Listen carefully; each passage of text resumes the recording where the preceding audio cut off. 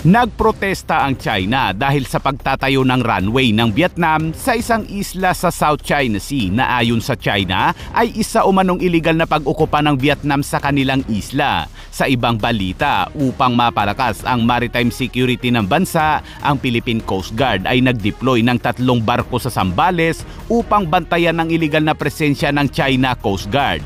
At North Korea nagbabala sa Amerika at South Korea dahil sa mga air drills nito na kinasasangkutan ng strategic bomber, dahilan para palakasin ng North Korea ang puwersang nuclear nito upang labanan umano ang Amerika.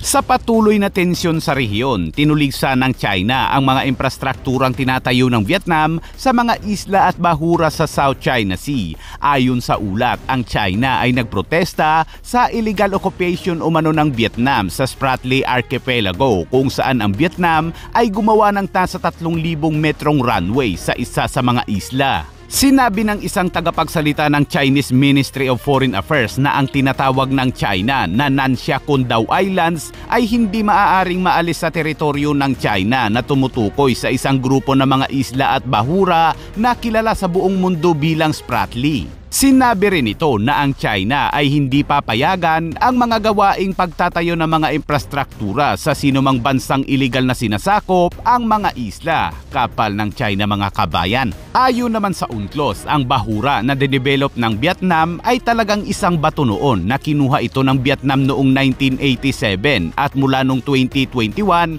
ang bahura ay mabilis na umunlad dahil sa reclamation project ng Vietnam. Ang kabuuang lawak ng nareclaim ng Vietnam ay dumoble ng higit sa 1 taon at noong October 2024, ito ay naging halos 250 na hektarya na. Ganito dapat ang ginawa ng Pilipinas noon, ngunit tila malabo na itong magawa ng Pilipinas dahil ayaw ng China na magdala ng construction materials ang Pilipinas sa Ayungin Shoal, kung saan nakasadsad ang BRP Sierra Madre. Ang South China Sea, kabilang ang West Philippine Sea, ay mahalaga sa mga tuntunin ng mga mapagkukunang pang-ekonomiya dahil ito ay isang rehiyon na may napakalaking reserbang langis at natural na gas at mayaman din ito sa isda. Bilang karagdagan, ang ilan sa pinakamahalagang ruta ng dagat sa mundo ay dumadaan sa dagat na ito.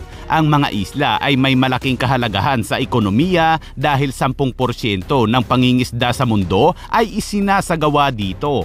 Tandaan na ang South China Sea Basin ay isang ika-4 na ranggo sa listahan ng mga pinakamalaking lugar ng pangingisda sa mundo, kaya't gusto ng China na sakupin ang South China Sea, partikular ang West Philippine Sea.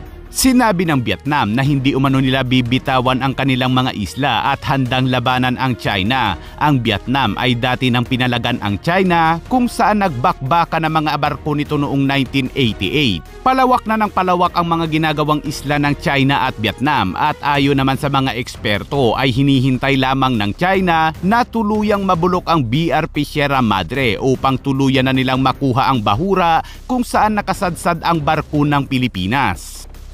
At sa ibang balita naman, mga kabayan, sinabi ni Commodore J. Tariela na sa panahon ng misyon ng Philippine Coast Guard ay nadetect ng Philippine Coast Guard ang China Coast Guard vessel na 5303 na tumatakbo sa layong 50 nautical miles mula sa baybayin ng Bolinao, Pangasinan, habang 2 sa mga barko ng China ay namataan malapit sa Zambales. Kaya't upang mapalakas ang maritime security, ang Philippine Coast Guard ay nag-deploy ng 3 Coast Guard vessel sa mga lugar na ito. Ang mga nasabing barko ng Philippine Coast Guard ay ang BRP Teresa Magbanwa, BRP Malapascua at BRP Cape Engaño. Bukod pa dyan ay nagdikot din ang eroplano ng Philippine Coast Guard sa mga lugar na ito. Tiniyak ng kanilang presensya ang patuloy na pagbabantay sa mga aktibidad ng mga Chino sa exclusive economic zone ng bansa. Sa isang forum, binigyang diin ni Tariela ang kahalagahan ng transparency tungkol sa isyu ng West Philippine Sea, isang paninindigan ng lalong nagiging maliwanag umano sa ilalim ng Administrasyong Marcos. Binigyang diin din niya na ang pagkakaisa ng mga Pilipino sa pagtatanggol sa pambansang soberanya ay nangangailangan ng pagiging bukas tungkol sa mga komplikadong nakapalibot sa hidwaan.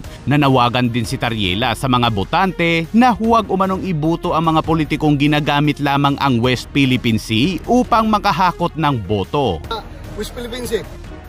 At dagdag na balita mga kabayan, naglabas ng pahayag ang hepe ng North Korea's Defense Ministry matapos magsagawa ng pinagsamang air drills ang South Korea at Amerika na kinasasangkutan ng mga B-1B bomber aircraft sa unang pagkakataon mula nang umupo ang administrasyong Trump. Dahil dyan, sinabi ng North Korea na sila ay sasalungat sa estratehikong mga banta ng Amerika at iba pang mga bansa sa pamamagitan ng estratehikong paraan.